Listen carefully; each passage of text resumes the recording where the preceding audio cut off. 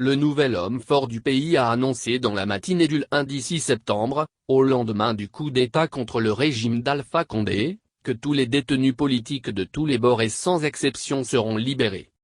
L'annonce de la nouvelle de la libération des détenus politiques a suscité la mobilisation d'opposants au troisième mandat devant la maison centrale de Conakry.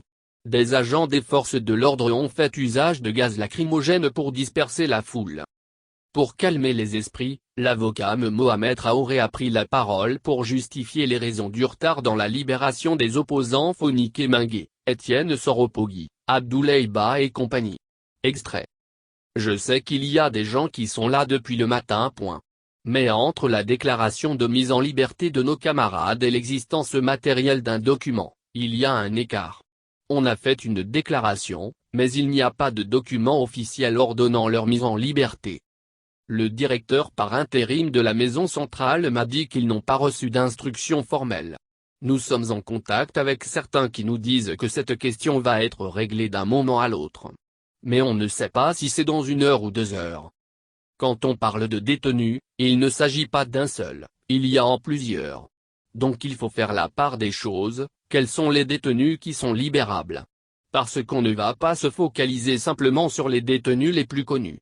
Nous voulons faire en sorte que même les détenus les plus anonymes ne soient pas oubliés. Mais il faut éviter aussi que les gens profitent de la situation pour insérer des noms qui ne sont pas concernés par la mesure. Même si cette mesure se prenait maintenant, son exécution va tarder. Donc, comme il y a un couvre-feu qui est prévu à 20 heures, nous ne souhaitons pas que nous soyons les premiers à le violer. Nous allons nous disperser, chacun va rentrer à la maison. Comme nous avons les contacts, nous demanderons aux uns et aux autres de venir. Du point de vue de l'opinion publique, tous les médias sont focalisés sur ce qui se passe avec les anciens ministres. Or, nous voulons quand même, il faut que cet événement soit visible. Nous voulons donner une visibilité à la sortie de nos camarades. Même si nous obtenons les documents aujourd'hui, il est plus stratégique de le faire demain. Par exemple, si on a la chance de faire ça le matin pour faire le tour sans gêner personne. On commence à gazer les gens à la maison centrale de Conakry, ce n'est pas une bonne image.